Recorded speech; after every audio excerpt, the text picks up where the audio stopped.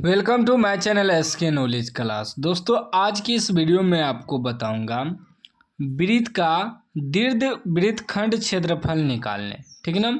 सवाल करा, यदि 7 सेमी त्रिज्या वाले वृत्त के लघु वृत्तखंड का क्षेत्रफल 14 वर्ग सेमी हो तो दीर्घ वृत्तखंड का क्षेत्रफल ज्ञात करें।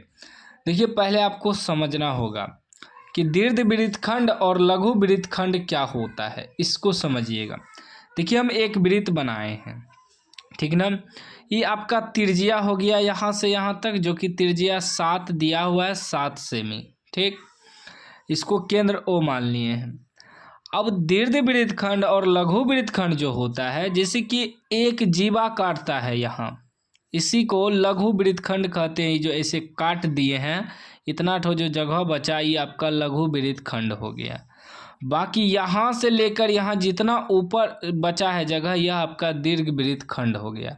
वैसे भी दीर्घ वृत्तखंड और लघु वृत्तखंड का मतलब आपके माइंड में आता होगा। लघु का मतलब होता है छोटा, यानी कि छोटा जगह। दीर्घ का मतलब होता है बड़ा, यानी कि बड़ा जगह।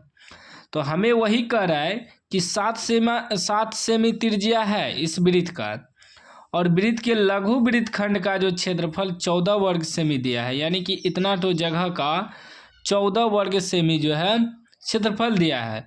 तब हमें कराई इसके बाद जो जितना जगह बचा, दीर्घ वृत्तखंड का क्षेत्रफल ज्ञात करें। तो पहले लिख लेंगे, ध्यान से समझिएगा, मैं आपको पूरा बताऊंगा स्टेप बाय स्टेप। लिखेंगे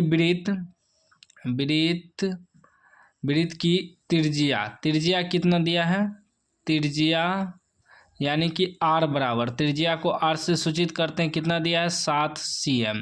सेमी लिखिए या cm लिखिए। और हमें क्या दिया है, लघु वृत्तखंड। ठीक है ना, लघु वृत्तखंड कितना दिया है, 14 वर्ग सेमी। 14 वर्ग सेमी यानी कि 14 cm स्क्वायर लिख सकते हैं। हमें निकालना क्या है, दीर्घ वृत्तखंड। क्या निकालना है, दीर्घ वृत्तखंड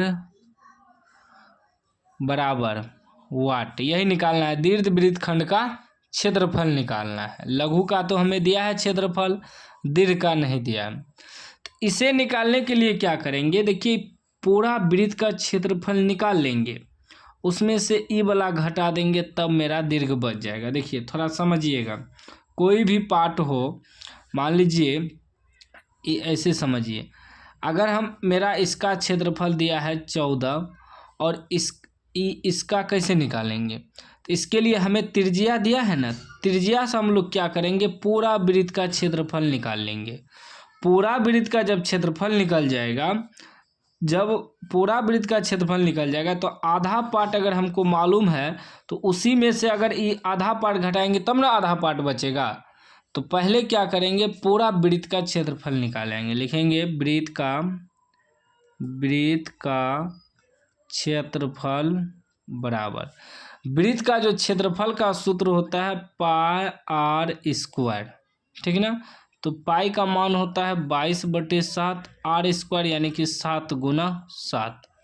ठीक, 7 7 कट गया, गुना कर दीजिए इसको। 7 दूनी 14 के 4 हासिल 1, 7 दूनी 14, 1 15, 154 cm स्क्वायर यानी कि वर्ग सेमी जो है हमारा वृत्त का क्षेत्रफल निकल गया। अब निकालना क्या है, दीर्घ वृत्तखंड का क्षेत्रफल। दीर्घ वृत्तखंड का क्षेत्रफल क्या करेंगे, पूरा वृत्त का क्षेत्रफल यानी कि वृत्त का क्षेत्रफल घटा लघु वृत्तखंड का क्षेत्रफल। लघु वृत्तखंड का क्षेत्रफल, पूरा वृत्त के क्षेत्रफल में लघु वृत्तखंड का क्षेत्रफल घटा देंगे। तो पूरा वृत्त का क्षेत्रफल मेरा आया है 154, इसमें घटा देंगे लघु वृत्तखंड का क्षेत्रफल। लघु वृत्तखंड का क्षेत्रफल दिया है 14। ठीक है ना। इसमें क्षेत्रफल में लगता है cm स्क्वायर यानी कि वर्ग सेमी। अब घटाइए तो 4 4 घट जाएगा, 0 5 में से 1 घटेगा, 4 और 1, 140 cm स्क्वायर जो है आपका आंसर हो गया। क्या हो गया, आंसर दीर्घ वृत्तखंड का क्षेत्रफल निकल गया। अगर इस तरह का सवाल एग्जाम में आए तो इसी प्रकार आपको बनाना है और घबराना नहीं है। थोड़ा पढ़िए, कोई भी सवाल हो उसे पढ़िए और समझिए, बाकी हल हो जाएगा। बस सूत्र याद रहना चाहिए।